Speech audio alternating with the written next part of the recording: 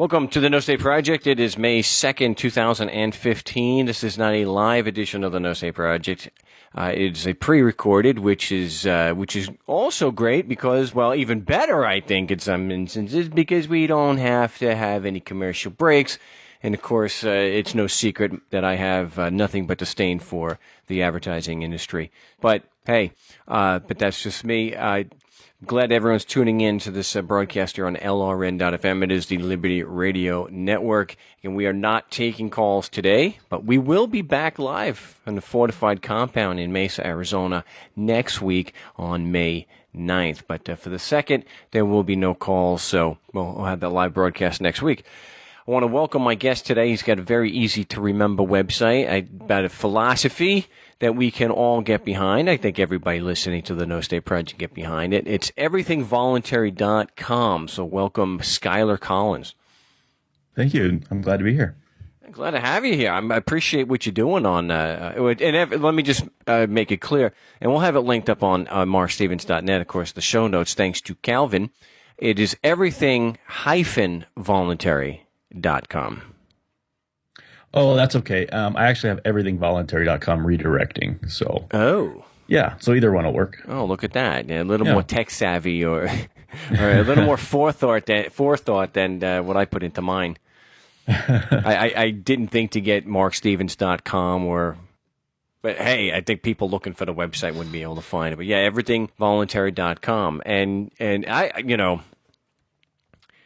I'm a little biased, of course, when I say how much I enjoy the website, because you've been so you have done a number of articles based on some of the the work that I've done, which is cool. Recently, you did a whole a number of articles just on jurisdiction.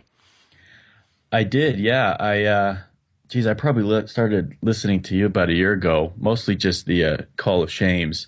I hadn't actually caught a full broadcast until recently, and I just thought, wow, this is pretty amazing. The Call of Shames are great because it really shows, it puts people in the binds that it does, and they're not able to really come back with anything. And then to kind of hear more, you discussing with people who've been through attacks and whatnot was very interesting. And so I just thought, gosh, this is amazing. It's just so simple. So I decided to write an essay on it.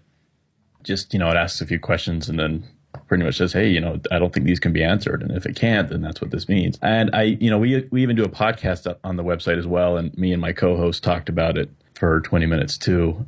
So there's that also. And it is, I have friends I've introduced it to. I had one friend recently, and I talked to him about it, and he was all ready and he had his motion and everything to go. And then when he talked to the court, it was for a tail light. They talked to the court and they asked him, have you fixed a tail light? And he said, yeah. And he said, okay, it's dismissed. Oh. So he got there, and it was, he didn't actually have to go through with this. So I was like, hey, that's what matters, I guess. So anyways, yeah, it's been pretty fascinating to discover it all and to talk to other people about it. And just, on Facebook, I'll just ask the question, just throw it out there to anybody who's friends with me and say, what evidence do you have that the laws apply to me? And then that kind of starts the discussion, and to see where people go. It always ends up in a philosophical opinion area. And I'm just like, philosophical opinion's great, but it's not factual evidence. So, well, yeah. It's great. You mentioned philosophical because we had I mentioned on the show last week, I ran out of time, of course. That's the thing with a live broadcast. It just goes so fast, especially, when you've got such engaging material. But we got to speak to that attorney again in New Hampshire that said that my questions were actually a philosophical argument. No, questions of fact are not philosophical arguments. The reason why I'm framing the question in a particular way may be because of my philosophical background. I'm an anarchist or a voluntarist, and so that's going to obviously shape the questions that I ask. But they're still questions. They stand on their own. It's not, it's sort of like the IRS saying that I'm making a constitutional argument. There's that word again. And I actually had to say that to an IRS agent that we might have the Call of Shame posted, where I had a quote Inigo Montoya. There's that word again. I said, Yeah. I don't think that word means what you think it does. It's interesting, but that is kind of at least when I'm dealing with these people, we get into that. So, as an excuse, it's a dodge to avoid the question that you're asking. So, or when you're getting into these discussions online or in your podcast, are people saying it's philosophical as a way of avoiding the question? Well, no, what I mean is as I'm asking the questions, at some point they start making philosophical arguments. They start talking about social contract and how, you take advantage of these things, so you're obligated to respect them, and you have a duty, and it just becomes philosophical. And that's when I say, well, that's an interesting philosophical opinion, but that's still not factual evidence. Well, we talk in the other segment. We're talking with Joey, who's been on the show, and he and his wife have stood up to the man and had tickets thrown out. And it's a very common retort that you'll have with people. I don't even know if it's necessary, if it has enough merit to even be called philosophical, because it's so contrary to the observable facts, the evidence, and that's why because one of the questions we were discussing, what about when they throw out this implied consent or that you're here, but you're ignoring the Mount Everest of evidence that nobody has a free given choice. That's why, everything voluntary. And that, so, like I choose signature on the forum. It's a very simple question. Is it voluntary? How did Al Capone get his money, his property, and all these things to be able to then give these favors out? Yeah, what it comes down to, it's just like when I ask people what literally or factually is the Constitution, you get that pregnant pause after I, point out that we know it's we know it's called the Constitution, but what is it? And it feels silly, but I can't. The pay or die, or the comply or die, which is a hardcore, indisputable, set of facts, how they operate. My actions can't justify that. My actions or your actions can't make a criminal enterprise somehow now moral. And that's what people are doing when they are pointing things like that out. The fact that it's like saying that just because a woman who gets pregnant through a rape and keeps the baby, that she's somehow legitimizing the rape. No, right. It's such pure insanity. I'm like, and I think it's because people have to desperately, and we've all gone through this. I'm sure, you had to get rid of contradictions in your head that we all did to become a voluntarist. Some of us have a more difficult time than that. And so it's very difficult to let go of what we thought is part of our personality. And that is being an American or being a Canadian and all that comes with that. And that all your life, you're looking the other way and ignoring the key facts. This is a group of criminals. It's not voluntary. Hence, it is not moral. It is criminal.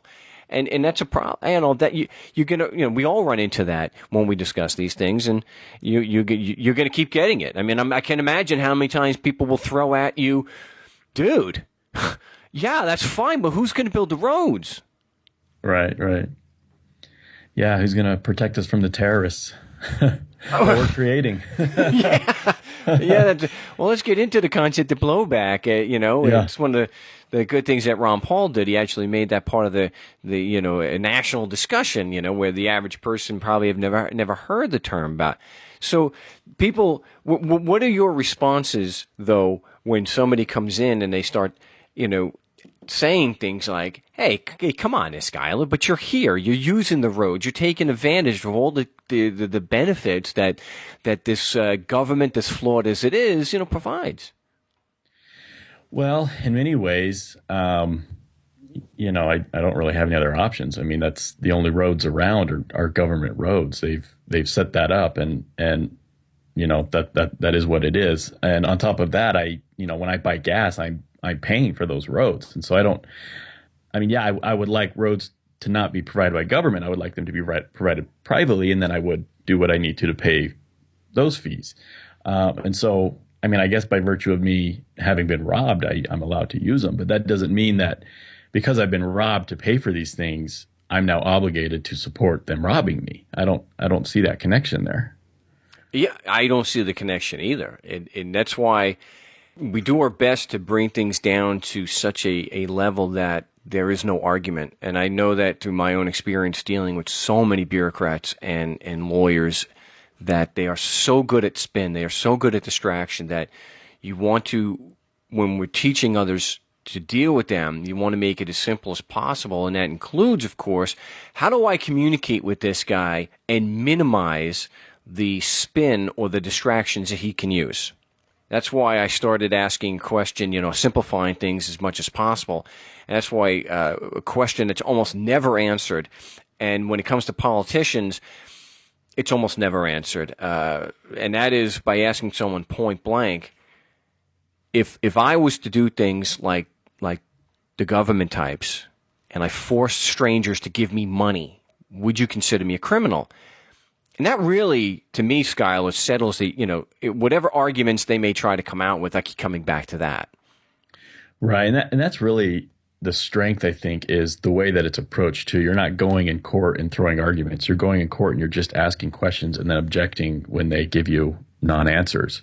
I think that's really the strength, because when they do say, "Oh, well, that's just this argument or that argument," you can say, "I'm not arguing anything. I'm just asking you questions. I'm expecting to get a response from you.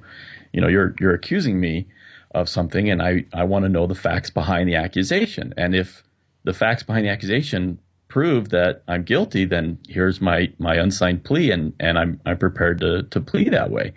But I need to know that that's actually the case, and that's why I'm asking you to give me your argument and back it up with factual evidence." It's brilliant, really. But you don't need me to tell you that. Well, I appreciate that. It is just I'm sure you like hearing it. Yeah. Well, it is just the Socratic method.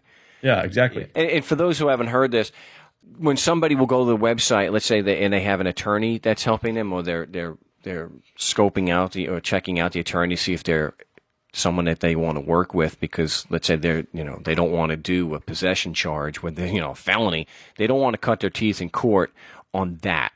So they may want some help, and so they'll shop around for an attorney, and the attorney will a lot of times I'll talk to them, and so they just have this outrage, which we will discuss the moral outrage, which is different than this, of course, where they'll ask me to walk through the process or the way I do things in court. And again, I just want to ask them questions because I think it's always best when we ask questions, because we're tailoring the conversation to their map of the world and to their perception, so we can get a lot more agreement and less contradictions or arguments. Argument in a negative way.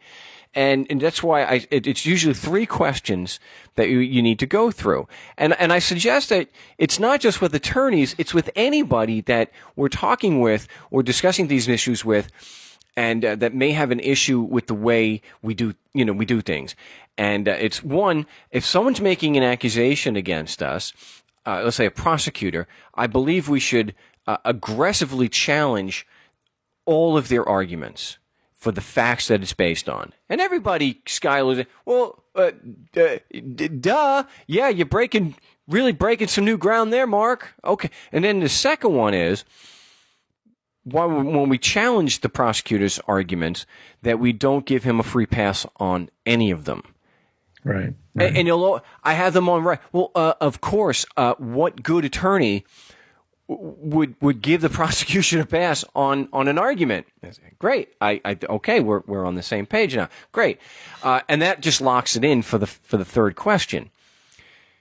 The argument the prosecutor relies on at the base of his attack or his case is always the same. You're physically in Arizona. The Constitution laws apply. We have jurisdiction, and it's also an element of the charge, because you're being charged with violating their code, and that's where you will see the confirmation bias or the cognitive dissonance kick in.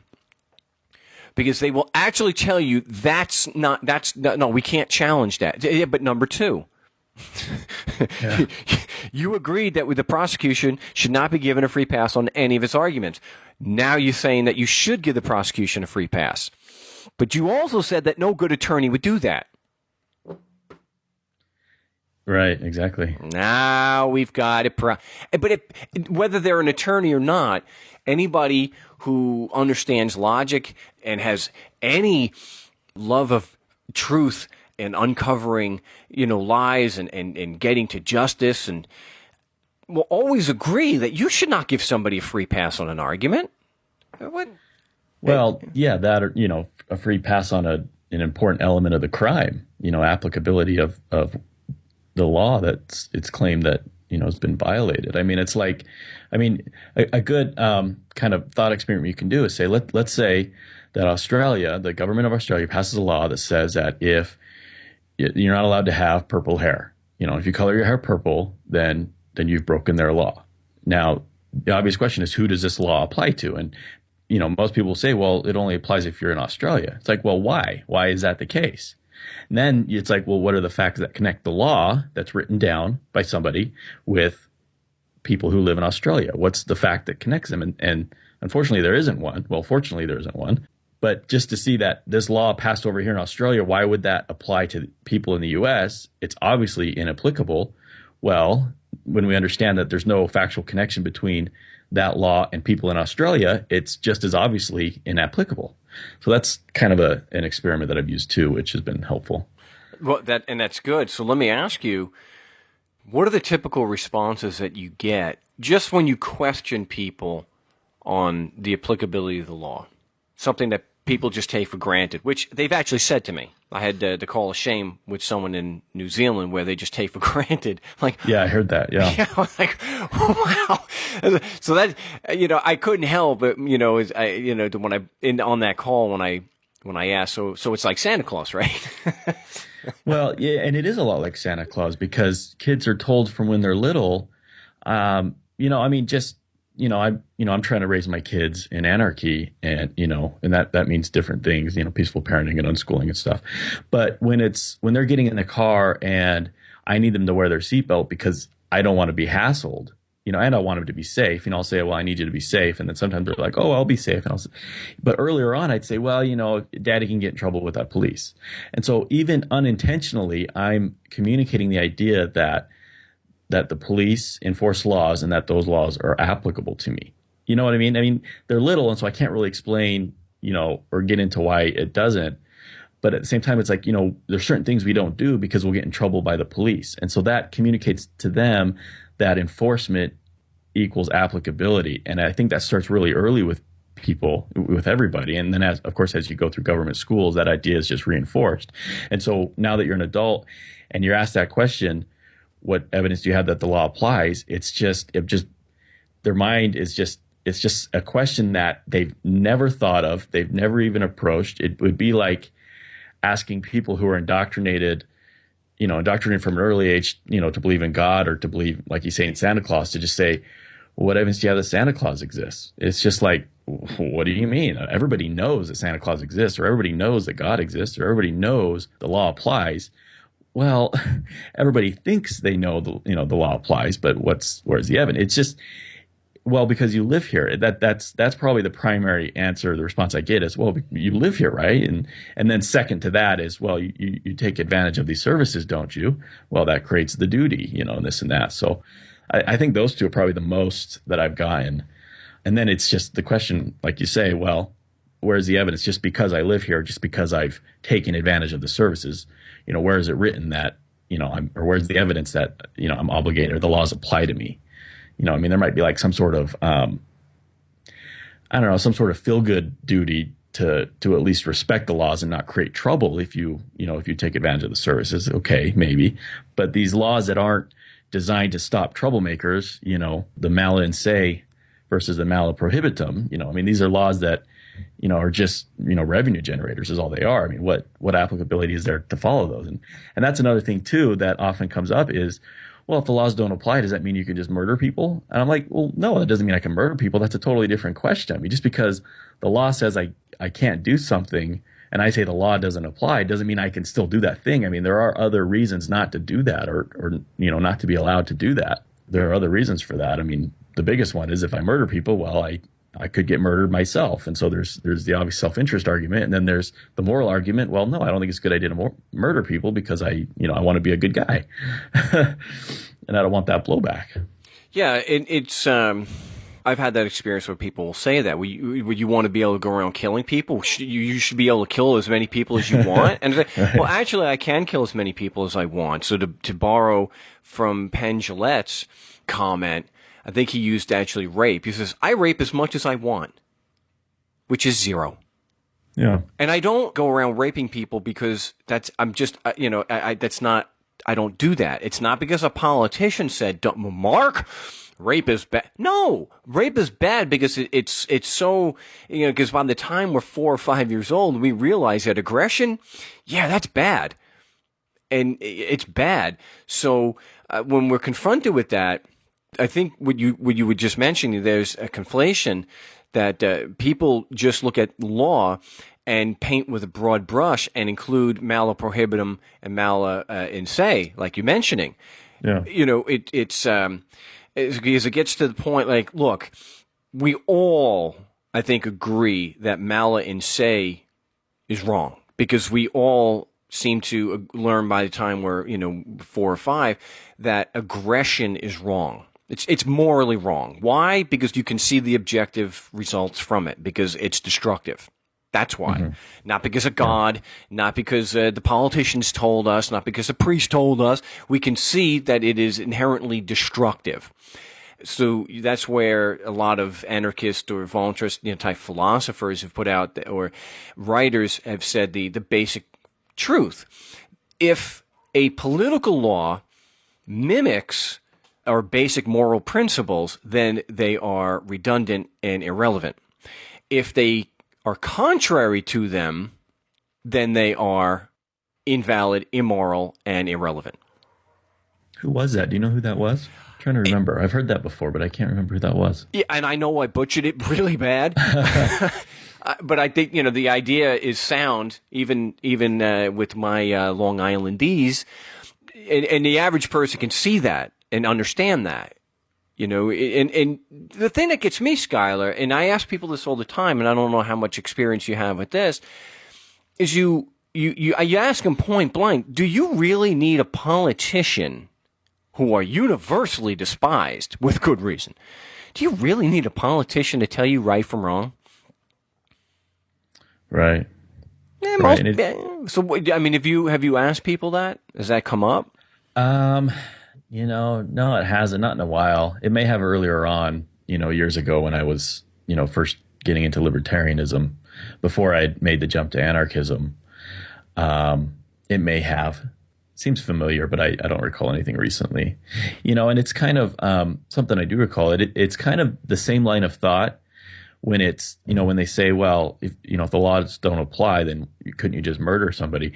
It's kind of the same line of thought when people say, well, if you don't want the government to provide this service, that means you don't want the service provided at all. Like when it comes to education or healthcare or roads, it's kind of, you know what I mean? That seems related to me. It's kind of like what I think it reveals. It's kind of a symptom of this thinking that government is the end all be all, that without government, nothing would happen. Everybody would die, and that's really a sad thing, but I think that's symptomatic of that attitude. And, fortunately, that attitude, I believe, comes out of the socialization that we receive through government schooling, which is another thing. Yeah, it's a very common political dodge. Mm-hmm. I guess, I don't know if it's technically a straw man. I think it's a straw man. Yeah, I think it's a straw man. Yeah. Where you obviously, if you're, like you mentioned, if you're against the aggressive violence used to support, let's say, governments providing, schools. I can't say education, but schools. Right. They're called schools. They're called schools anyway.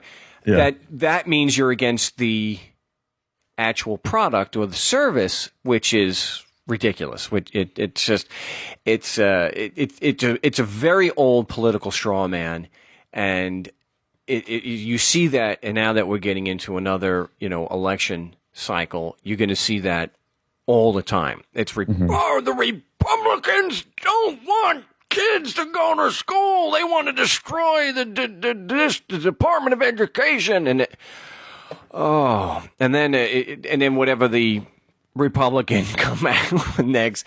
And so as anarchists, we just sit back and oh gosh, you guys can't recognize what your opponent's doing, but I'm sure they're aware of it, and they do that just for good drama. But Right, I want to ask you how you made the jump. I know it's kind of a typical thing, but it is still instructive for those who may be on the fence, because you would think that there's on personalliberty.com. Oh, good Lord. Anyway, a guy named Chip Wood wrote this. And so when people hear you made the jump to anarchy, they may be thinking that the worst, because the word anarchy carries so much baggage with it. And it doesn't help that a website called personalliberty.com, that you've got Chip Wood saying, this is a direct quote, by the way, Schuyler. Mm-hmm. But the anarchy in Baltimore proves once again that liberal policies haven't worked. They won't work as so long as schools fail to teach black men, abandon their families. Well, so long as schools fail to teach, black men abandon their families, businesses are threatened, and unemployment remains chronically high. But the anarchy in Baltimore. Well, when you said you made your jump to anarchy, I'm thinking that you had the correct usage of the word in mind, and not what Scott with this Chip Wood was talking about, right? Well, yeah, I mean, so I started calling myself a libertarian, and this was after I started studying economics. And so it was the economics, and it was the free market arguments that won me over to what I would call free market conservatism. And then I started following conservatives, and this was at the time, that the Iraq War and the Afghanistan War started raging. And so I'm getting a lot of this pro-military, pro-war stuff along with the free market stuff. And I'm thinking, no, this is crazy. What is this stuff? So then I discovered at some point the Mises Institute and the Foundation for Economic Education. I had actually discovered earlier with my economics. I discovered the Mises Institute, and they write a lot on political philosophy. And that's when I started getting more of the anti-war message, which I kind of was drawn towards. Anyways, and then slowly, anarchism started coming up, through Rothbard and these guys. But there was kind of that aversion. It's like, well, yeah, I mean, I get what they're saying when they say anarchy is no rulers. That makes sense etymologically. Colloquially, what we say is, it's chaos and disorder. And, the more I thought about that, and the more I played around with that word in my head, the stigma around it sort of just started falling away, as it became more normal to me. And then I'm like, okay, I really like this. And that's when I discovered more anarchist writings by Rothbard and Roderick Long and Hans Hoppe, eventually Robert Murphy, and these guys. So I do kind of come from that right anarchist tradition, towards voluntarism. But it just, I don't know. I mean, it took, from when I started studying economics to today is 10 years. I started this website in 2011. So that would have been, probably 7 years before I started calling myself a voluntarist. Probably a year or two before that, an anarchist, and then a libertarian before that. So yeah, it was quite the evolution, I think. But yeah, it was definitely something that you run into. And I've actually wrote an essay a few months ago looking at anarchy and saying, well, no, anarchy is without rulers. But if people are saying that anarchy is without rules or without laws, what they're really talking about is anomie, which is from the Greek anomos. And so that's without rules, so I'd like, no. And so whenever somebody says that now, I just throw that essay at them and say, no, just read this for what it's worth and, educate yourself a little bit. But, that's how the word's used. And so, yeah, I mean, we got to tailor our language to our audience so that we can be understood. And so I do mostly use voluntarism because that's kind of, well, what's that? It kind of gets people like, well, that's interesting. I've never heard that before. Whereas if I say anarchist, they'll just think the horrors and dismiss me. So that's helpful. Well, yeah, and you do have to know your audience. I used to always talk, depending on who I was talking with, would say libertarian. Mm-hmm, yeah. And as I've gotten a little older, I've even dropped using voluntarist most of the time, except for depending on who I'm talking to. Very few times. I just come flat out and say I'm an anarchist. I usually was. That's why I like when I start the show, I've gotten into the habit of just, defining the term so that people knew that we're not advocating, throwing Molotov cocktails. That's not an anarchist unless they're, well, it could be depending on who the target is and why. Obviously, but we could talk about that. But I preface it by saying, as anarchists, we are anarchists because we reject the concept of rulers and the hierarchy the inherent hierarchy that comes with it, and that we do believe in rules. Unlike people called government, we do believe in rules, but we believe in a very basic rule, or rules that we learn by the time we're 4 or 5, that are objectively shown to be rational and the best way that we know so far as humans in our social evolution to have a healthy, productive society. And that is that it is wrong to initiate physical violence or threats of physical violence against people, the non-aggression principle. The government types are the ones that don't believe in rules. They believe the double standard, that it's okay to lie, steal, kill, and cheat as long as you're called a government. Then the rules don't apply. But those apply to all of you people. And that's why when you look why so many people are missing the boat on what's happening in Baltimore, it's because the government types do not go by the basic rules that we understand by the time we're 4. They refuse to.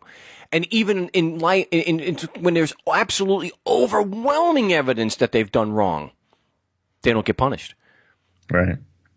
The rules don't apply to the rulers. And that's why rulers are animists. They don't believe in rules for themselves. They just, want to enforce rules on other people.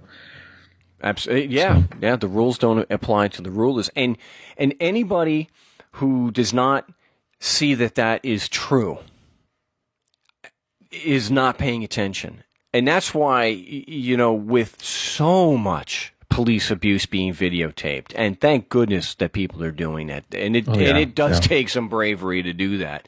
Thank goodness that people who are so pro-cop are running out.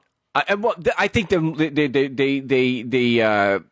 they're losing credibility every day. That the more they, like Fox News or whatnot, the more they go out to defend these cops, the less credibility. So I've mentioned before here, Skylar, there's a guy here in Phoenix where he's so pro cop, it's disgusting. I mean, but he admits it. Not that makes it any better. He realizes that he's a cop sucker, to borrow the phrase. I liked it. And so he did a show. He actually showed some integrity as a radio show host. He's the big afternoon drive guy here in Phoenix on the big channel there, and there was a situation where a cop shot a kid, and it was absolutely clear to everyone there that he committed, it was murder, second-degree murder. Now, he typically would have not been conflicted because cop, good. The cop's partner said he killed him that was murder. And he said he was honestly conflicted because you've got he doesn't know who to believe. Wow. To me, his name is Mike. He doesn't have a shred of credibility whatsoever. He's at the Clear Channel station. Those hosts are such obvious shills for the current the government structure that they don't deserve any respect because but anyway, I don't want to get into how much but because it all has to do with keeping the sponsors happy, and the sponsors want to keep this the current economic structure the way it is. Right. Okay, and that's why you have no real. That's why you get these people on TV saying it's anarchy in Baltimore. They were even saying that there was anarchy in Iraq. Did you? There was a. I saw a. It was just satire, but it was a news article that was headlined that the Middle Eastern states are debating whether or not to intervene in Baltimore. Jeez. That was pretty funny. Well, It was very bizarre, and I'm reading that. I'm going, that's so bizarre. I know it's satire, but then there's people in the Middle East who read the very same thing flipped around, and they just I'm sure they just fear for their lives when they read it. They don't think it's funny because it's true. Yeah, The they're US not will going. intervene. They're not going to be sending drones over because isn't that how when you go back to the? My gosh, even Clinton 20 years ago was saying the UN, the U.S. we have to intervene in Haiti because if we don't stop what's happening in Haiti, I'm paraphrasing this. The president of Poland is worried that if we don't intervene and do something with what's happening in Haiti, it will spill over to Europe and will affect them. And I remember seeing that on TV. I was like, are you kidding me? Right. But it's this thing that if we don't do it, if we don't take care of it over there, it was just like the whole thing with World War II. If we don't contain communism in Korea, it's going to spill over and they'll be in the streets in Manhattan. Yeah, it'll just spill over, just naturally spill over. Oh yeah. So everything that the cartel, the criminal cartel called the U.S. government, everything that they do and the excuses that they use could also be used by those people in the Middle East. Well, but they'd be right. They could say we have to attack Baltimore or we have to attack, Florida because we've got terrorist actions over here, and we would rather fight them over there. Right, exactly. And I understand that the ISIS has taken quite a bit of plays out of the government playbook in their rise to power too. That some of the things that they're doing are very statist, and they've had plenty of examples, I guess, shoved in their face on how to do it. And so they're just, proceeding that way. Well, they were taught by and Right. supported by some of the best, the CIA. Yeah, The must, exactly. Yeah. please. I mean, and that's where you kind of get a little conflicted because I agree with George Carlin that I believe nothing that the politicians tell me. Right, And exactly. I disbelieve most of what the news will tell you. And so when you've got Fox News reporting something, it's really, I mean, I get like, oh man, because let's say you hear it from 10 other sources. And then Fox News, for 10 years ago when it came out that I don't have a cell phone, but the cell phones that they were recording and sending to the NSA, everything, even when it was turned off, and that you had to take the battery out, presumably, to stop that. And then you see Fox News reporting that. I'm like, okay, is someone playing a game on me? I mean, is this some psyop or something? Because, I mean, how can you take anything on Fox News seriously? But that actually happened to be true. Like, okay. But I want to get to this because I think it leads into an article that you did recently. Sure. And it had to do about moral outrage. Mm-hmm.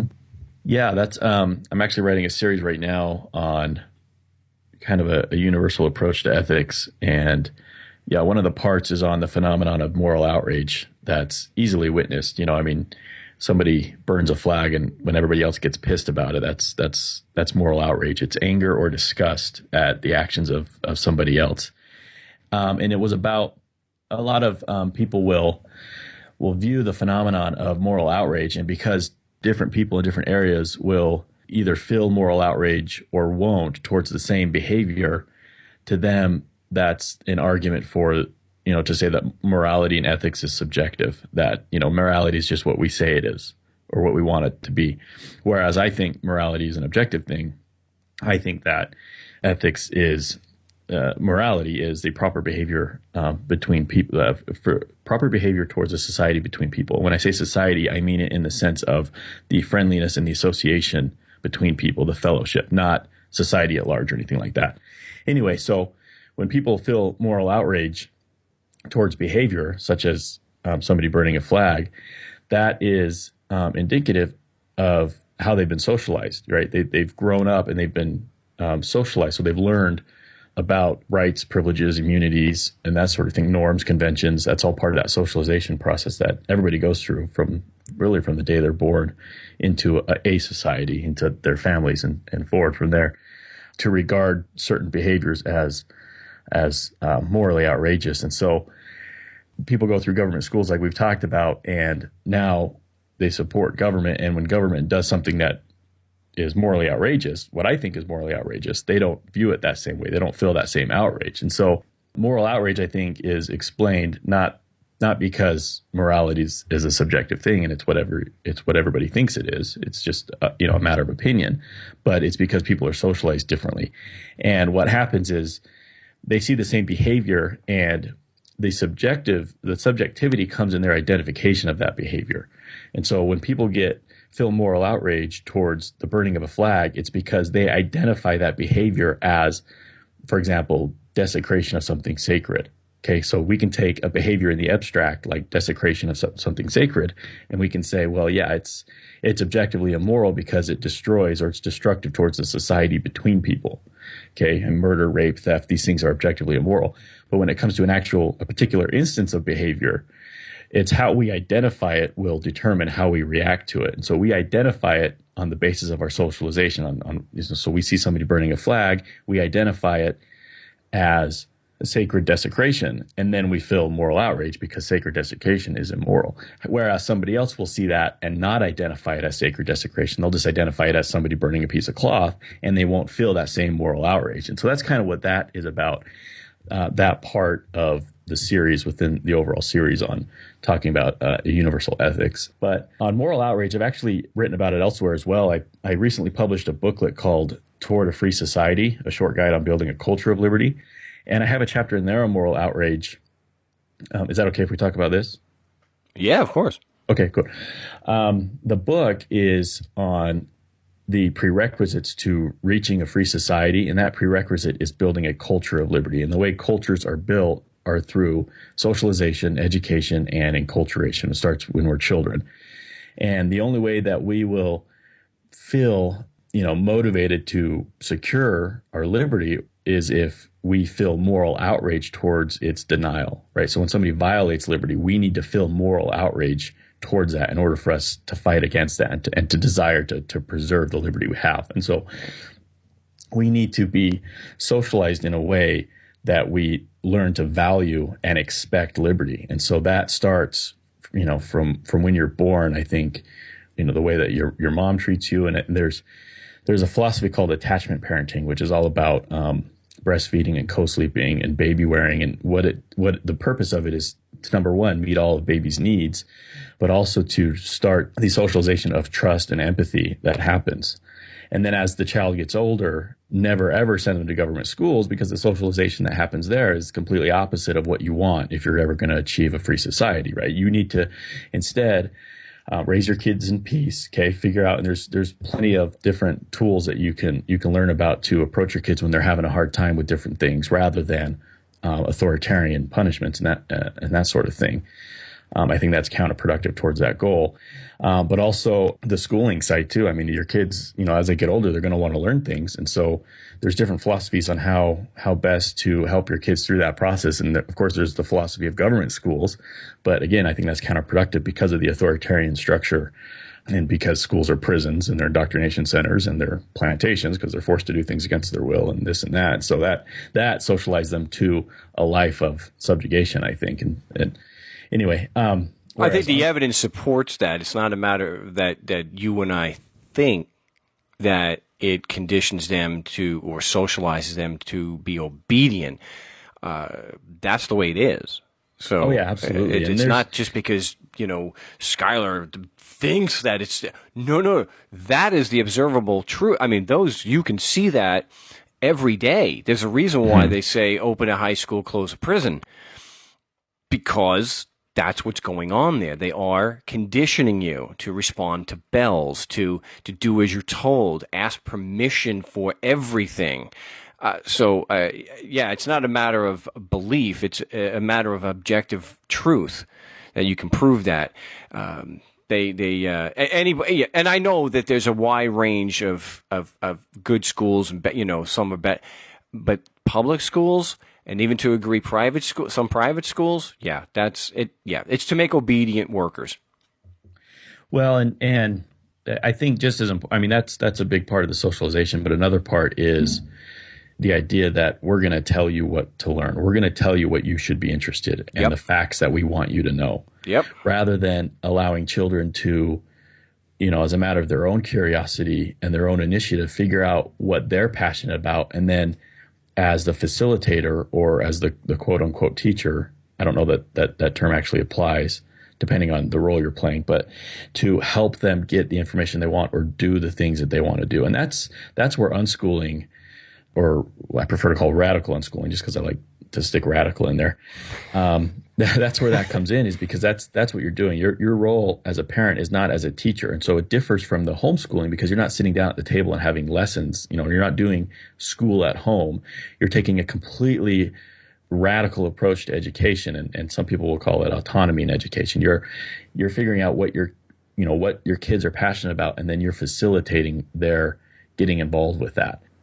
And so kids learn better when they're engaged in something they're interested in. And I think there actually are private schools that use the same model. They're called Sudbury Valley schools, which is modeled after the first school, which is the Sudbury Valley School in Sudbury Valley, Massachusetts, I think, where it was just a place where kids would go, and there wouldn't be teachers, but there'd be facilitators would just help them with whatever they wanted to do that day. And, they could go out and play in the lake, and they just kind of had free range as well.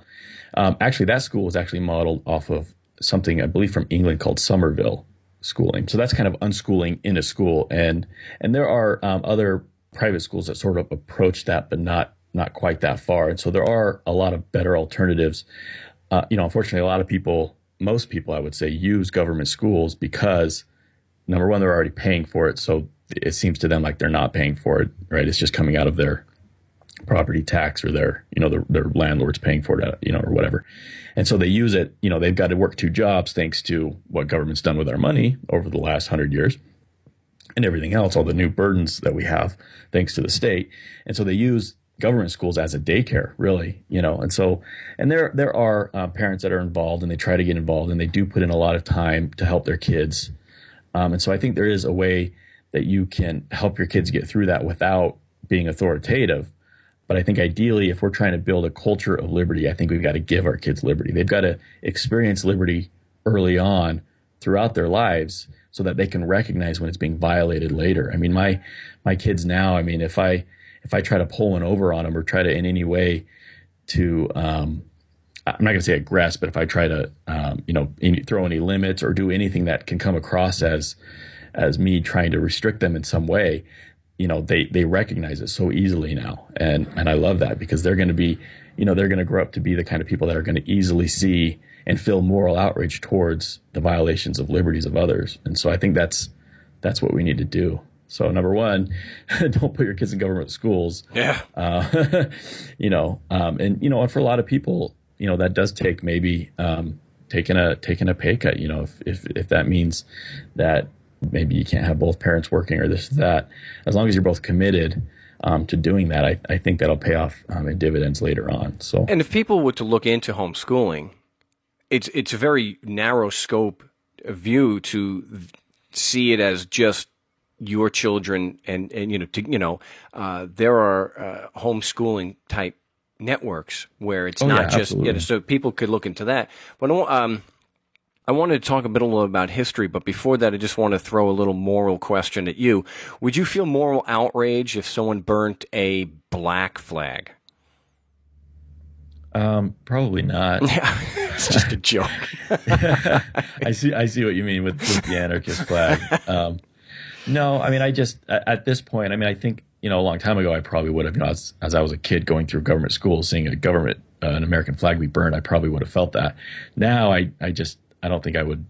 I think the only thing I would feel moral outrage to seeing is if somebody was hurting somebody else. Like when these cops are brutal and that sort of stuff. I'll feel moral outrage. I feel moral outrage towards a lot of economic regulations, which I didn't before I understood free market economic theory. I didn't feel moral outrage towards things like minimum wage and rent control, otherwise regulations. But now I do, because now that I understand the destructive effect, I can now identify that as as something that's ultimately immoral. And so I feel that outrage towards it because I see that, like you say, the destruction that comes from that, the destruction towards the society between people. It really does destroy rather than build, unfortunately. So.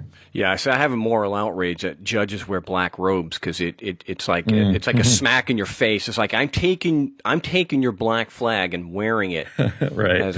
It's like I still haven't gotten around to ordering one of those cheap costumes, because we want to go wear them to court and give out flyers and let people know who the real criminals are. But we would have an Anarchy A in white on the back so that they knew that I was not impersonating one of the priesthood, which would not happen. But as far as history, when we're talking about actually allowing our kids to be educated and to seek out very important aspects of history that have been covered up, I had always, I don't remember who said it. It was Einstein that said that as your light increases, the darkness around it does too. Your scope of light.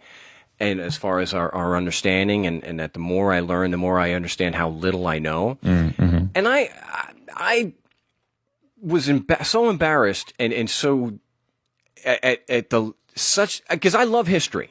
I love books on history, and I love Howard Zinn's writings, and especially Ray Raphael, who's doing a more, let's say a tremendous job on going to original sources and looking at history more than just a narrative of a few people.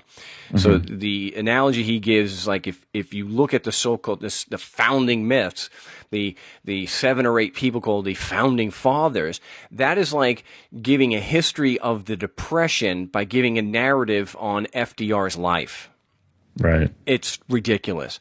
Yeah. And I thought I had done a lot of reading and research and study about history. And it comes to my attention the other day, quite by accident, I guess. I was watching something and they mentioned because it's all this stuff about this racism about, the thugs in Baltimore. You see, they just want any excuse for a riot.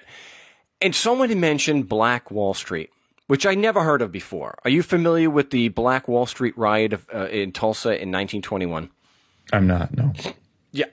This is never heard of it. You know why? Because now somebody's, you have no evidence it was suppressed. This is not something I was taught in school. I wasn't taught this in college. And I would hope that people would be honest, that if they've never heard of this before, that, to just own up to it. Because it's not a fault of you or I. It's that these things are not told on purpose.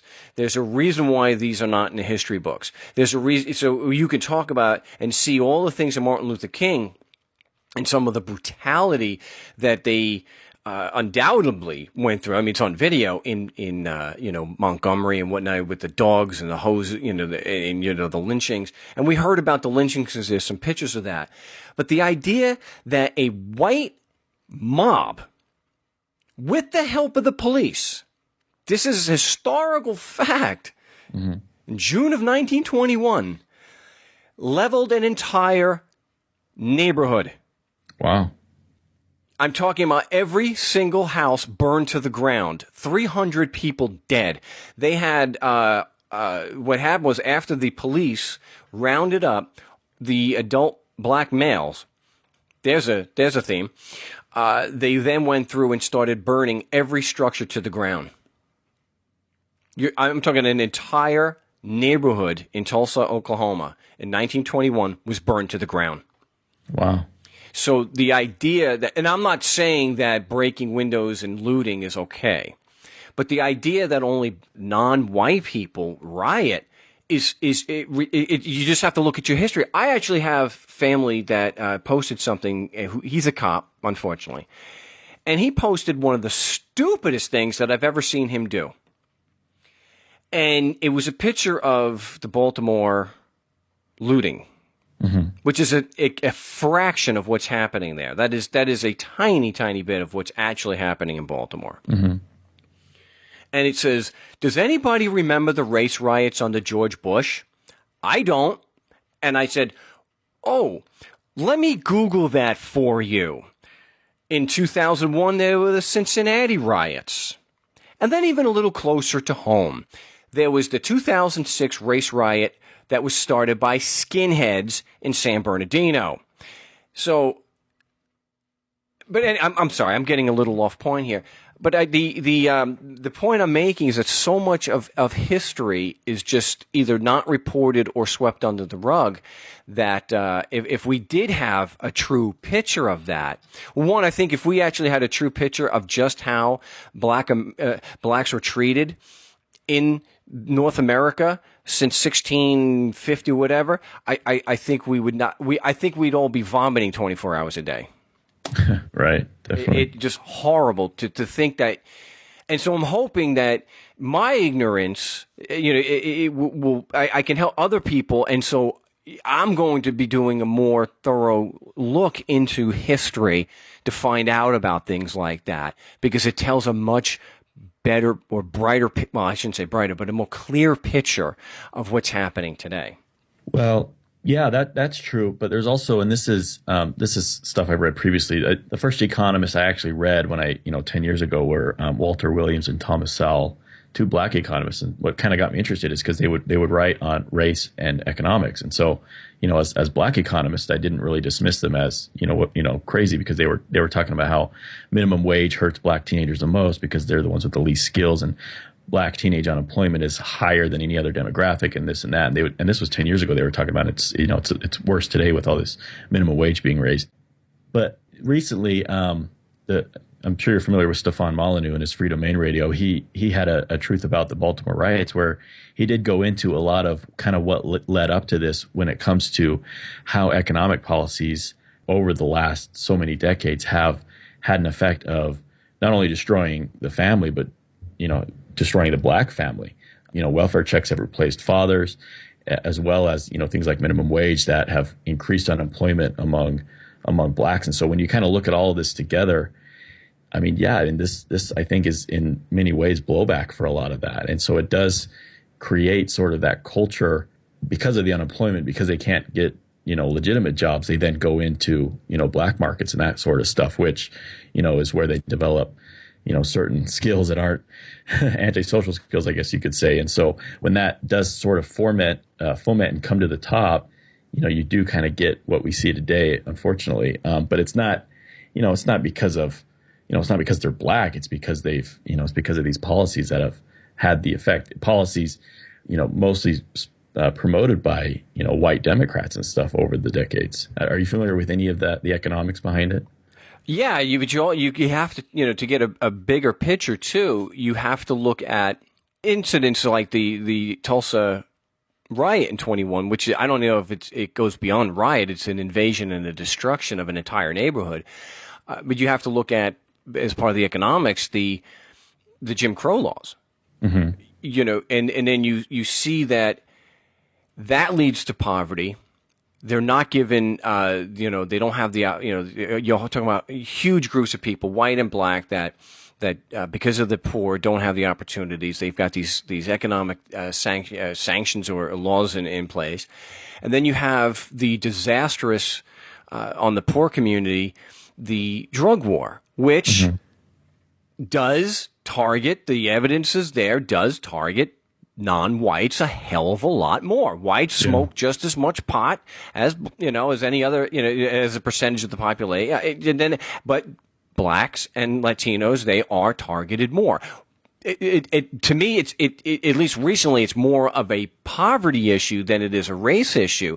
But blacks get typically overwhelming more tickets and complaints and charges. They get far harsher penalties. And so when you have people already in poverty and they need to do something to be able to, the drug war is immoral to begin with. Someone that they're trying to smear this guy who had his neck broken, that he was just a thug selling drugs. There's nothing immoral about selling, pot but I'm losing my. I'm trying to make too many points at once, and I apologize to everybody. But when you have somebody. And we know that the police are falsely arresting people all the time, especially if they're poor because they can't fight back. What are you supposed to do when, and we've seen story after story about this, when you have someone who's doing good in school, who's falsely arrested, now it's on his record. It doesn't matter how smart he is. It doesn't matter if people are look beyond and saying, that he's not, that they don't, they're not racist and they're not, they're not looking at the color of his skin. They're looking at his record. He's got a police record. Well, yeah, he's got a record, and there's also internal social pressures. I think that I've seen by other blacks, that when some kid is starting to kind of get ahead, and to, I mean, even something as simple as using proper English, there's kind of social pressure that kind of shames them away from that. When they start getting ahead in school and doing well, there's these social pressures. And so combine that with maybe some mistakes that they've made that's given them this criminal record. It's like, things are kind of set up against them going forward. And it's unfortunate. I think it's been called like the new Jim Crow. I think I've heard that phrase to talk about a lot of this drug war stuff, because of the disproportionate representation of blacks in prisons for the drug war versus non-blacks and stuff like that. Yeah, and there was a video that just surfaced, and you can go to it's on LiveLeak. It's also on the freethoughtproject.com, where a cop just walked up and started groping a girl, and somebody, there was a group of people there, and it was out, on some street corner, and it's just it's what comes down to, especially if you're poor, you're just you're just looked down on, and that they can do whatever they want because they'll get away with it. And so what these cops did, while they're trying to they are groping this girl, instead of giving the cops the beatdown that they deserved, all this guy did was pull out a phone and make the mistake, of course, of telling the cops he's going to record it. Well, the cops then roughed him up and arrested him. Of course, the video comes out later because it was videotaped from three perspectives. And the cops lied. It's so common though, and so the fact that they are continually doing that, you have contempt of cop, which is overwhelmingly directed at the poor. Because you look at Ferguson, for example, how they were, to make up their budget. When you have a record, not because you've made a mistake, but because you're poor and you're an easy target, and then it's very difficult to get out from under that. Now, I can get around my record. Not that I've ever been accused of hurting anybody. I have not. But I have a lot of convictions. Consider, for the average person. Right. The only reason why I can get around that is because I don't have a job. I don't have to rely on the social structure, the basic structure that so many people rely on being, a wage earner. I don't have to do that. Yes, I live in I don't know if I'm at the poverty level, but I barely scrape by. So these are things that compound and really make it difficult for people to climb out of the poverty class. Yeah, definitely. The moral outrage doesn't seem to be the general moral outrage doesn't seem to be against the aggression that the cartel in Baltimore are exercising. It was incredibly ironic that somebody in the news was reporting about these bureaucrats in Baltimore and in Maryland saying that they're urging people to be nonviolent. Do you see the irony there? Yeah. So I think when the moral outrage, and I agree with you, I teach my children peaceful parenting. We respect their autonomy. When we have the younger people growing up understanding that there is no exception to these basic moral principles, then you'll have the moral outrage directed against people called government. Yeah, just that idea that they are the highest authority in their lives. They don't have a boss, and I've told them that before, and they've repeated back to me later. I mean, my daughter will ask me from time to time, "Are you my boss?" Because she probably picks up stuff from TV or whatever. I say, "No, I'm not your boss. You're your own boss." If I see you doing something dangerous or foolish, I'll try to give you advice, but ultimately the decision is yours. I'm not your boss. You are your own authority, and don't ever let anybody tell you differently. Nobody is your boss. And that's just not only in the way we approach them, but even at those moments of when you are having that discussion. I think that needs to be consistently reiterated time and time again.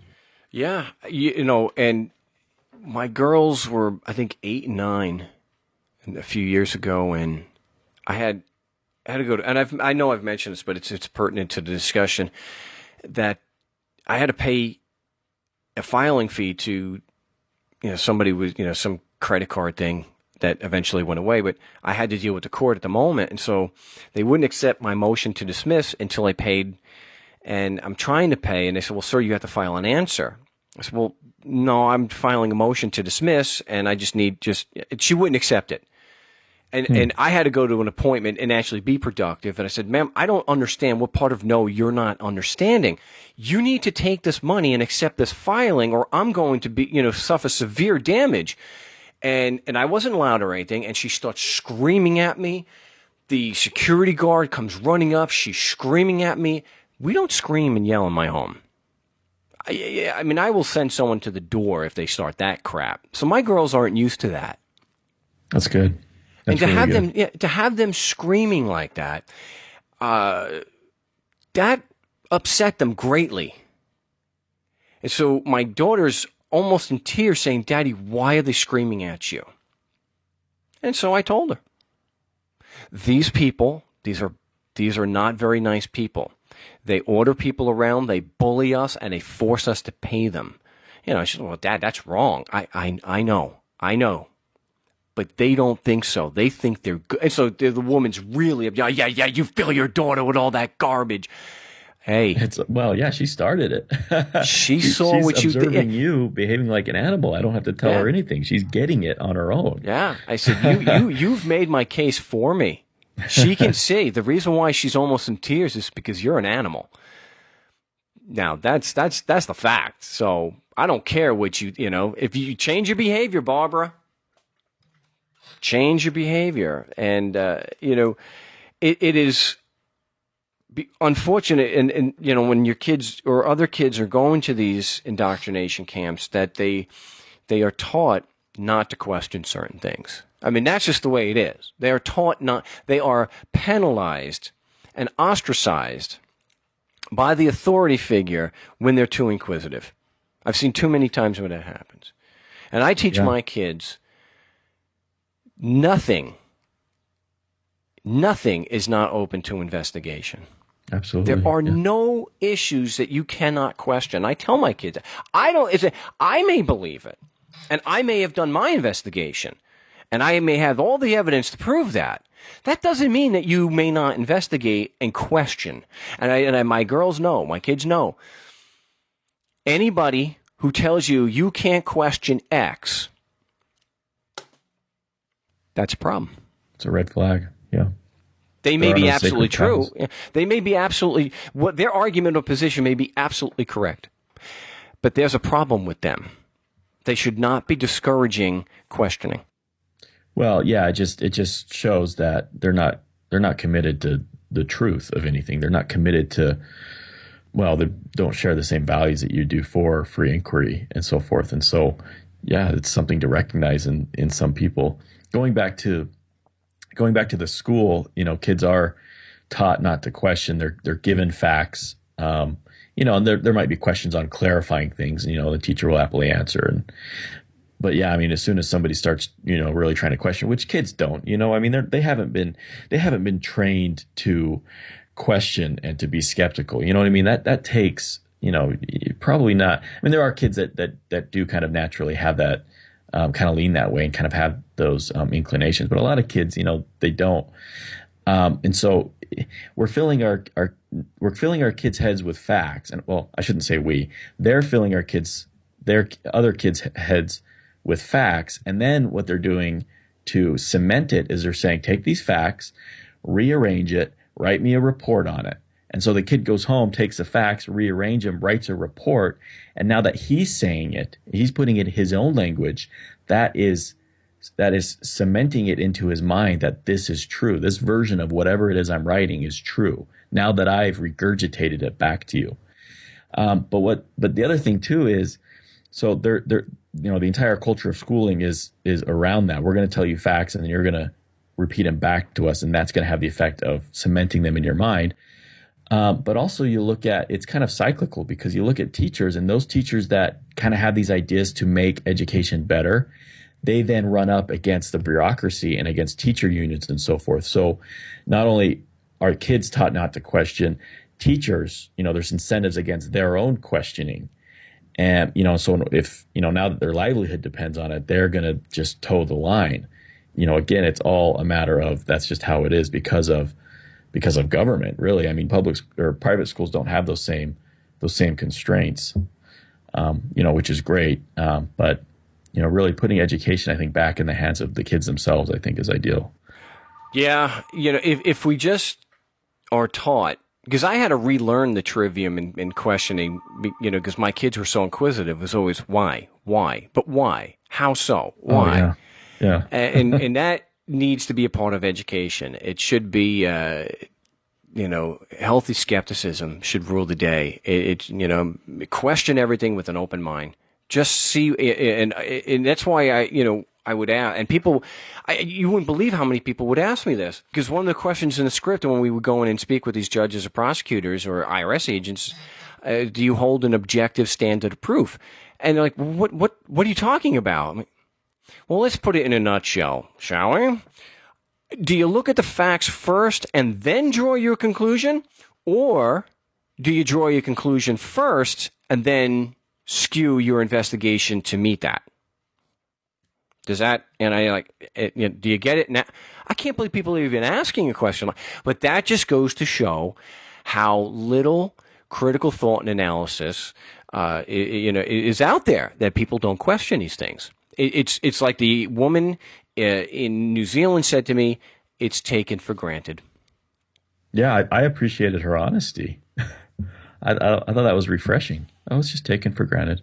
Sure. Yeah, some of them are, true believers. They you don't get a sense of malice from them.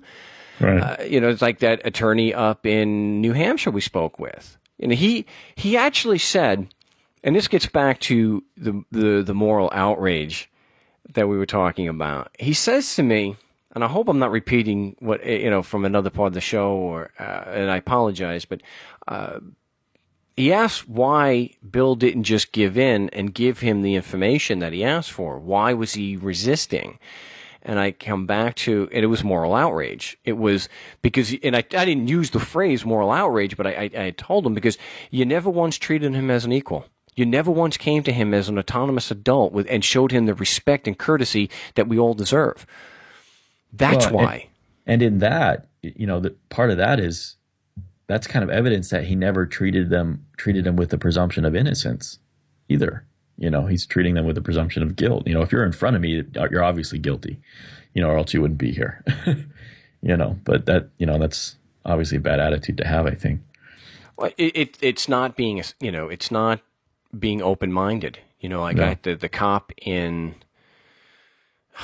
I think it was the police in Auckland, New Zealand, where I had mentioned before, I doubted he was a cop, because he had made the statement that, well, I believe in hearing a man out.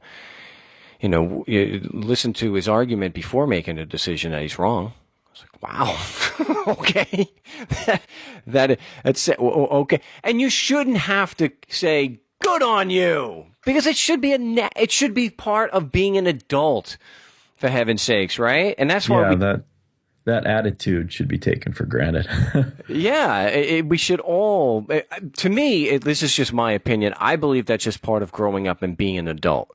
That if somebody has an argument or a position or a claim, that before you dismiss it, you should hear them out. Why do you think that's true? Which is all I do when we go to court, what I suggest that people do. And it's the same thing like when you're engaging people on Facebook or in your podcast or just in life when you're asking those questions. Oh, you believe the laws apply to me because I'm physically in Arizona. Why do you think that's true? Hear them out. Yeah, and it's and that's the other I think strength of the Socratic approach, is that it's non-confrontational.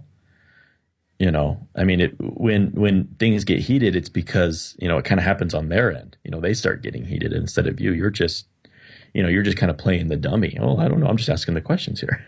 and then they can go off and make a fool of themselves by getting so upset about things, which is an interesting part of your calls of shame. Yeah, it's the cognitive dissonance. It's realizing that you can't support your argument, and that's so you'll get the emotion, or you get like what happened when I confronted the Scott Bales, the Chief Justice here in Arizona. You get the mocking, the laugh. The gaslighting. You're ridiculous for even suggesting it. Right. I think. Right. Well, if you are employing men with guns to kill me because you are so strong in your belief that these laws apply, your Constitution, why can't you just take a moment and show the evidence that it does apply? Actually prove it. If you're willing to kill me, you believe this so much. But then again, the willingness to kill, no, that's kind of a yin and yang kind of thing. I believe in my life and value my life so strong that if someone is trying to take it, I will kill them. Right. But it's not because I believe in a particular, well, I guess, yeah, that's my belief. I believe my life is so valuable because it's the only thing I really have, or my children or my wife, that yes, if somebody does try to take that life, I'd have to, put them down like Malcolm X says, and even if that dog walks on 2 feet and has a badge. Yeah.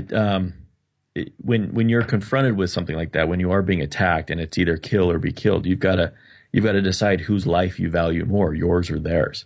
And for you to give in to them, that is saying that you value their life more than you, which, might be true, but I'm betting it's not. And so you've got to figure that out and, of course, prepare ahead of time for that eventuality. But yeah, I wouldn't, don't feel ashamed at all.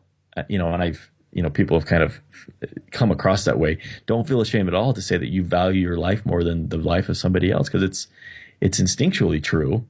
We all value our lives more than other people, and that's okay. It's not anything to be ashamed about. And so, when you are being attacked, it's a very real thing. If you're being attacked and you don't defend yourself, then what you're saying is you value the life of your attacker more than your own, and that's to me, that's what's shameful. But, hey, everybody's got values. It's subjective. Yeah, and it could be, some pacifists just realize they, believe that living by their principle of pacifism and not using violence is more important than, so by living the principle. You bring up pacifism. I did write an essay on that where pacifism, I think, is virtuous to a degree. But when it comes, I don't consider myself a pacifist. I mean, I am when it comes to like war and stuff, but when it comes to self-defense of my life, no. When the pacifist will lay down his life and by consequence lay down the lives of his kids or his loved ones instead of defending, to me that's shameful and that's ignoble. To me that's pacifism too far, and that to me that's a vice. That's not a virtue. Yeah, I have to agree on that. I'm unfortunately I'm out of time. I've gotten a couple of cues there that I'm running over, and I appreciate your time. Yeah, no problem. This was great. Yeah, I have to have you on again. We have it's everything-voluntary, or just everythingvoluntary.com. And Skylar Collins, this is you're the editor, and you. I am, yes. Oh, excellent. And you have a continuing series, so hopefully we'll see the next edition for you of your attempt at a universal ethic. So I think your number 3 is posted. You're working on number 4. No, 4 is posted. I've got 5 and 6. 5 is it's going to look at alternatives like golden rule and this and that, kind of integrate them, and then 6 will be answering objections. Oh, I'm sorry. I was looking at number 4. I was scrolled up too high. Okay. Yeah, that's right. Okay. Well, excellent. Well, I appreciate it, and I'm glad to be able to talk with you. My name is Marc Stevens. This has been another edition of the No State Project here on LRN.FM for May 2nd, 2015. We will be back live next week. So till next time, salud. And we are back here on the No State Project. It's May 2nd, 2015. This is your guest host, Calvin. Mark is away, and I hope he's having a good time. He's out in Southern California, staying outside of legal land for the day, and good for him. what we have for you today, and Mark mentioned this during his talk with Skylar Collins, is that we have a couple call of shames here from the past week, both with low-level IRS agents. And I was talking with Mark, and he thought it'd be, well, a little instructive because, we always hear different variations of responses when asking for facts and evidence. And here we hear something a little different. And I think it's very educational, instructive, and it may help a lot of people out who may be going through the same thing in formulating and building a template to defend themselves against such aggressive legal attacks. Okay, so with that said, we'll give it a listen. Other person on the line, can I get your name? Mark Stevens. Is that E-V-E-N or is it P-H? V. Okay. And telephone number? 602.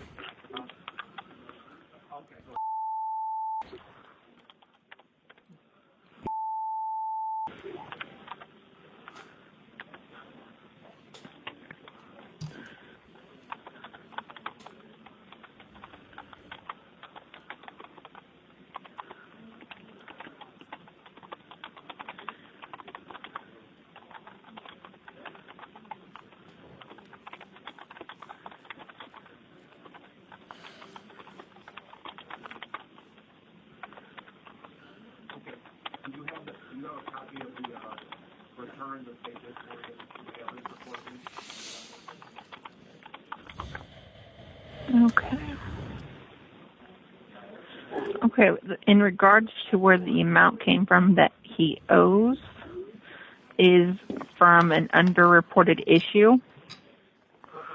Yes. And that is due to the fact that there was, let's see, 1, 2, 3, 4, 5, 6, 7, 8.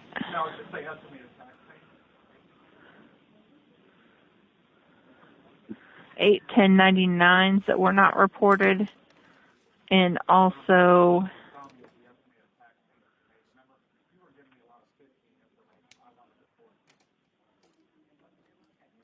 3 W-2s that were not reported during that time frame. Let me ask you a quick question regarding just the procedure. You would agree that if there wasn't evidence of jurisdiction to require a return, that the whole thing should be abated? What do you mean a jurisdiction of not requiring a return? That's why they sent him an underreported issue. That's why he received that, is due to the fact that they required him to file a return. I know. If there was no evidence to require no evidence of jurisdiction to require a return, you would agree that it would be erroneous and should be vacated. But he was required to. I'm just talking about the procedure. I'm not asking you to make a decision at this point regarding this. I'm talking in general. If there wasn't evidence of jurisdiction to require a return, then the whole thing should be abated for lack of jurisdiction, correct? The only way there would not be a return for him to file is if he did not have this income. But if there was no evidence of jurisdiction to require a return, you would agree that due process would require that would be vacated. We're talking semantics, though. But you have a different definition of the word semantics than me. I'm talking about your procedure, and apparently you're not aware or qualified to discuss your own procedure. And I understand that. But let me ask you this. Do you have any evidence at all to prove that the Constitution and Code apply to, and that the IRS would have jurisdiction over him? Sir, this is going into constitutional rights of the fact of the IRS and who is qualified to have. This is going into the whole fact of people disputing the fact of if they're required to file income taxes or not. I didn't ask you that. I'm asking if you have evidence to prove that you've already made statements that it's required and that the law requires him to do that and that there is jurisdiction. I'm asking you if you have any actual proof to support the argument that the Constitution and Code apply to him and that there's jurisdiction to require a return from him. Again, I state, sir, you're going into the fact of people arguing the fact of if they have to file taxes or not. No, I'm not arguing. Okay, when he got this, Ma'am, let me finish. I'm not arguing with you. I'm asking you a question. So, and I'm asking you a question. Whenever he received that, you notice, have to answer my question first, though. That's how the conversation, can go. I'm asking you a question based on your argument, and I'm asking for evidence to support. You're interrupting me again, ma'am. You're interrupting me. I'm asking you for facts. I'm not arguing, and I'm not debating with you the constitutionality of your laws. I'm asking you for facts to support your argument that your Constitution and laws apply to him in the first place. Is he an Indian? Yes or no? Do you have evidence before you that would prove or support your argument? Let me finish. You're really got to allow, ma'am. I understand you're sitting in a cubicle right now. We've been on hold for a very long time. It's taken a week to get to you because I know your budget's been slashed. I understand that, but you're going to have to allow me to finish my statement before you talk. Okay, but if you're going to downgrade my intelligence, then you need to allow me to speak. When you talk about downgrading intelligence, you're the one who's doing it when I'm asking you a question of fact and you tell me I'm arguing or debating the constitutionality of your code. I'm not doing that. I'm asking you just a yes or no question, and you keep getting into other issues as if as if I'm not intelligent enough to know that you're dodging my question. So again, yes or no only, please. Do you have evidence proving the Constitution and laws and code apply to, and that the IRS then has jurisdiction to require a return? Apparently, there is evidence to prove that, yes, he is. Okay. Because otherwise, they would not have sent him this notice. Well, people make mistakes all the time, so the apparently is kind of... So you're saying yes. Okay, so what evidence do you see before you that would prove the Constitution applies to Joseph? The fact that I don't see anywhere on here that shows that he is a Native American at this time, and the fact that I don't see anything on here that shows that he is currently incarcerated. So therefore, unless he meets those requirements, he is entitled to these W-2s that require him to pay taxes on them. What facts are before you that would prove the Constitution does apply to him? I just stated my facts. No, you didn't. If you want to argue this with somebody, then, go to somebody bigger to argue this. There's that word again. I don't think the word argue means what you think it does. I'm asking you a question. You're not answering it. Sir. Okay. I want to recap over this call of shame so far of what we heard. We got to keep in mind, and hey, look, not only am I a Missourian who needs things shown to me to understand them, I'm a bit of a hybrid. I'm a Missourian at the moment, have been for the better part of a decade, but I originated from California, so I have that going for me. And if Mark's points are simplified enough to where I can understand them and articulate them to bureaucrats adaptively when they try to give me non-responses for answers, much like you're hearing this call of shame, if I can get it, I think that these bureaucrats on the other end of the line also get it. They just can't overcome either their cognitive dissonance or their confirmation bias or their personal vested interests to do the right thing, to drop their legal attack in the face of a lack of evidence. But we got to remember, the question simply is, what evidence has been provided to prove that the Constitution and codes apply? What have we seen to create some sort of obligation or contract for people to be compelled to follow the Constitution and to be subjected to the oppression that follows the Constitution? What evidence? And that's all that's being asked. And so far, instead of just articulating exactly what that evidence is or specifying what it is, we've heard everything from talking semantics, arguing. We've heard, what did she ask? Is she an Indian? And then when that didn't work, and when Mark would keep going back to the question, she wouldn't let Mark finish. And here we are at this point where she's talking about, well, don't downgrade my intelligence by talking over me, but she's the one who's actually the one who's downgrading another person's intelligence by not answering the question like a regular person, responsively, someone who's at least has some sort of ethical or moral compass. So we're going to continue the call of shame. I backed it up so we could get the full breadth of what's going on here. Okay, but if you're going to downgrade my intelligence, then you need to allow me to speak.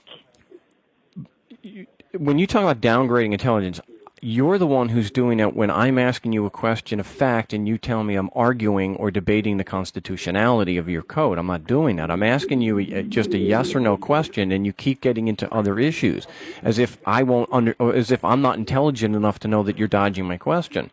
So again, yes or no only, please. Do you have evidence proving the Constitution, laws, and code apply to, and that the IRS then has jurisdiction to require a return? Apparently, there is evidence to prove that, yes, he is. Okay. Because otherwise, they would not have sent him this notice. Well, people make mistakes all the time, so the apparently is kind of so. So you're saying yes. Okay. So what evidence do you see before you that would prove the Constitution applies to Joseph? The fact that I don't see anywhere on here that shows that he is a Native American at this time, and the fact that I don't see anything on here that shows that he is currently incarcerated. So therefore, unless he meets those requirements, he is entitled to these W-2s that require him to pay taxes on them. What facts are before you that would prove the Constitution does apply to him? I just stated my facts. No, you didn't. If you want to argue this with somebody, then, go to somebody bigger to argue this. There's that word again. I don't think the word argue means what you think it does. I'm asking you a question. You're not answering it. Sir. Okay. There's that Inigo Montoya quote there. There's that word again. I don't think it means what you think it means. I like how she defaults back to, well, apparently there is evidence, or else they wouldn't have sent the paperwork or assessment to their victim. But yeah, that's not a good burden of proof for evidence to prove that someone has to follow or be compelled or forced to follow someone else's rules. You're gonna have to do a little better than that, and I think she even knows that. Otherwise, I think she would have given that response a little bit more confidently.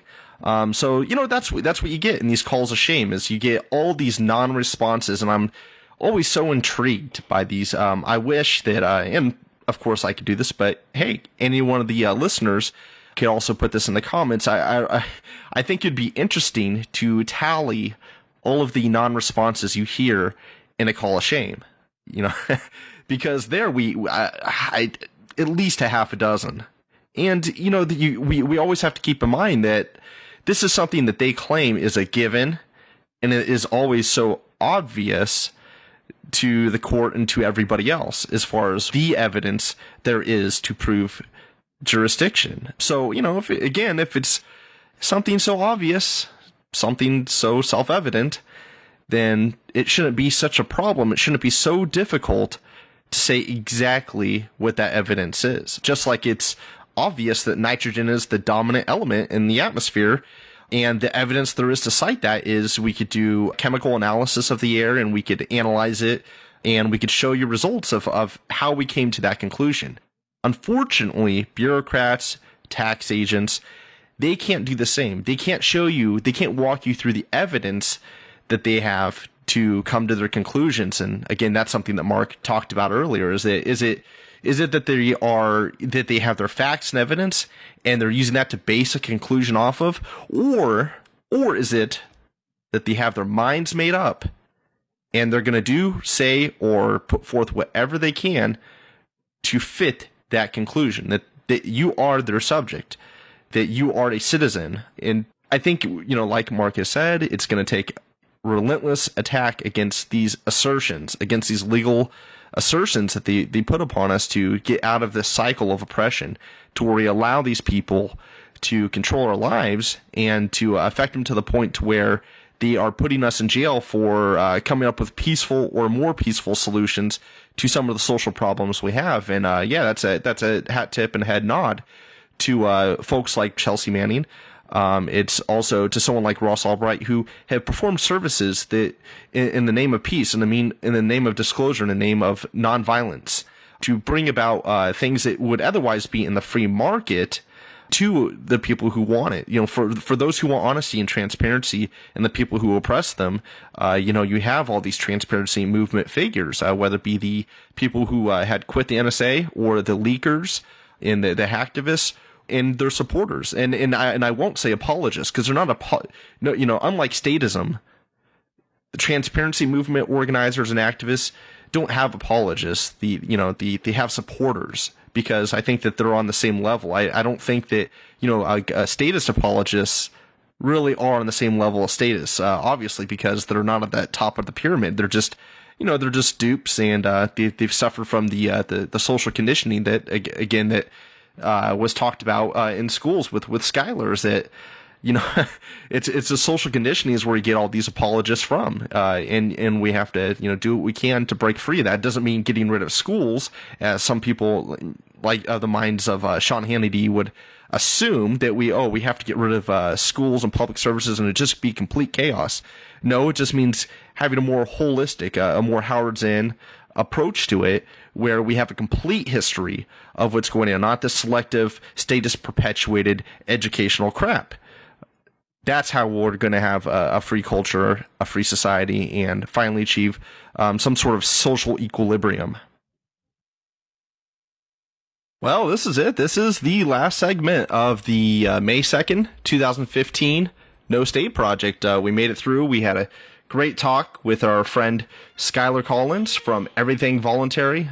Really appreciate his articles on evidence of jurisdiction, autonomy, education, and breaking free of the statist and socialized system that we find ourselves subjected to from birth to death here. That they really stick it in us, and it's hard to get outside of that. So, thanks for tuning in here on LRN.FM this Saturday, and thanks for cat and mousing my thoughts across the airwaves. But I did want to finish some of my thoughts here. Is that in the point that I was really driving towards, is that you really don't understand civil rights and social equality or inequality completely if you don't understand free market economics. To me, at least, they seem to go hand in hand. Like you can't have coercion to support one segment of society over the other, whether they be uniformed or they be from one race or another. It doesn't give anyone a right to have privilege over another, based on just, those attributes. And same thing with economics. You can't force people to pay for services.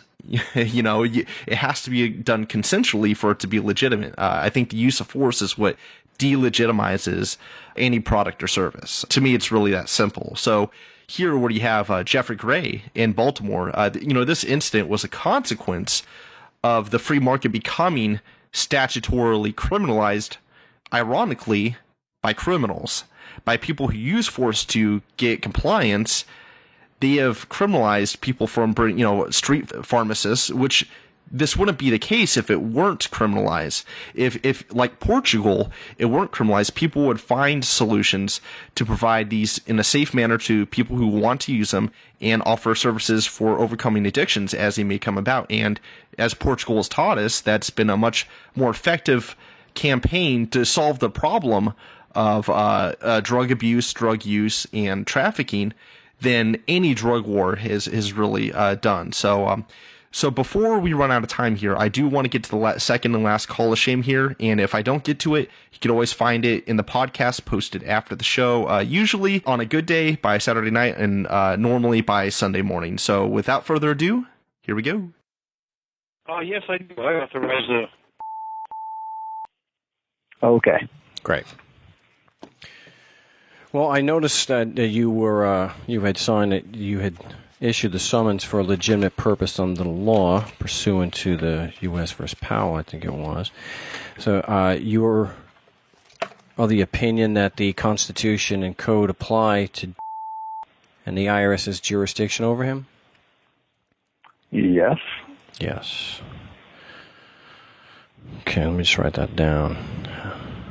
Are you just trying to find out if he actually falls under the jurisdiction of that summons? I'm trying to find out. My follow-up question is, do you have actual evidence that would prove that the Constitution and Code apply to him and that the IRS has jurisdiction to investigate? So you're bringing it as a constitutional matter. No, it's an evidentiary matter. I'm pretty certain that you base your argument that there's jurisdiction over, based on the Constitution and Code. So I just want to know if you have any actual evidence that would prove that the Constitution and Code apply and that the IRS and yourself would have jurisdiction to issue a summons. Let me give you the number to the actual assistant U.S. attorney who's the one actually who brought the suit forward, who would be able to discuss that with you. Now, that's kind of out of the scope of what I can discuss. So let me give you that name and number real quick. Well, they're not going to speak to me because I'm not a lawyer. I can't make a legal stance on behalf of the IRS. That's not what I can do. So to answer that specific kind of question would have to come from either an attorney from the IRS or the assistant U.S. attorney. You did sign a document that was filed in court that you issued the summons for a legitimate purpose under the law, correct? Of course. Okay, and so you're under the impression of you believe that the laws do apply to. Yes. Okay. Do you have any actual evidence that would prove that the Constitution and Code, these laws actually apply to him to support your argument? I think we're getting into a constitutional matter that is out of the scope of this and incites of the argument, basically. So you're just trying to claim something that's out of the scope. I mean, he is a United States citizen.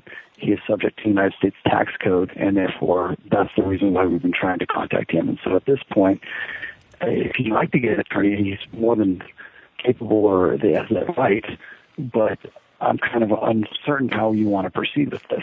Well, whether or not he's a citizen presupposes that the Constitution and laws apply to him, so you're kind of just presupposing your argument instead of just providing the evidence to show that it's true. So, you're making these statements and you're following them into court as if they're true and that you have evidence to back them up. I just want to know what evidence you rely on, if any, to prove that the Constitution and Code apply to him. Well, that's not a matter that I can really discuss with you at this time. Oh, let me write that down. So, why don't you contact Miss and her number is... Yeah, she's going to refuse to speak to me. Well, let's see what she does and then get back to me. And if she refuses to speak to you, let me know. Well, I'll do that. I still have a question here that if you're making these legal determinations that the Constitution and Code apply, why can't you answer a question regarding what kind of evidence, if any, you rely on to support those arguments? At this time, I'm not going to discuss it with you because you're not an actual attorney, sir. So you're gonna pull the attorney card, same as your attorney will, but you already have third-party authorization to discuss this matter with me. I do, but I'd like to refer the matter to Ms. who is the expert in this field. You're the one, but these are your arguments that you've made. You issued the summons prior to. Well, let me finish. You issued the summons way before Ms. got involved. Correct. We're talking about the legitimacy of the summons that you yourself had issued, and I'm looking at a copy here. It looks like, I don't know if this is a robo-sign or if you personally signed it. You signed this on the 26th of August. Well, that's the time. I'm sorry, that's not when you signed it. You did on the 29th of July. Now, when you made these statements, were you doing it under the advice of Ms. Let me get back to you, Mr. Stevens. You see what I'm getting at? And I will respond to you appropriately. So that's Mr. Stevens, and I will give you a call back at the number you provided. Would that be all right with you? Yeah, and I'm gonna. It's probably not going to be today, I'm sure, and that's fine. No, it wouldn't be today. So it'd probably be tomorrow. Tomorrow, okay. And you're going to call back with who? With me, if possible. Oh, well, okay, that would be fine. There'd probably be less resistance on her part to speak to me. Of course, yes. That's why I'd like to have her answer this, because this is in her purview more so. So I will do that. I will give her a call and get her on the line to speak with you tomorrow.